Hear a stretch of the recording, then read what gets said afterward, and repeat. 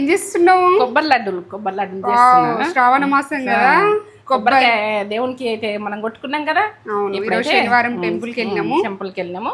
కొబ్బరికాయలు అయితే కొట్టినా కదా, మనం ఏం చేస్తామన్నది మరి ఇక మన వాళ్ళందరికీ ఈ కొబ్బరికాయలు అయితే కొడతారు. ఏం చేస్తామని ఆలోచన వస్తుంది.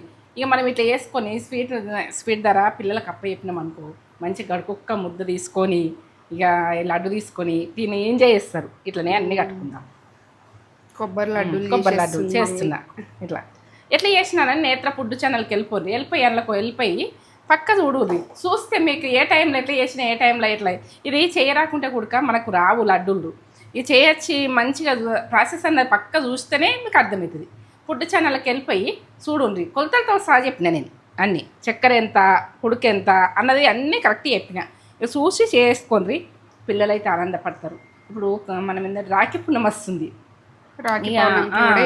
ఇక మనం ఇట్లా అన్నదమ్ములకు అన్నది ఇట్లా చేసుకుంటాం కదా, ఇది ఈ రకంగా చేసుకుంటూ తీసుకెళ్తాము, మనం తింటాము. ఇంట్లో కూడా స్వీట్ చేసుకోవాలని చేసుకుంటాం. పెద్దగా చేసుకుంటామా చిన్నగా చేసుకుంటాం మన ఇష్టం. ఆ సైజులో చేస్తున్నా.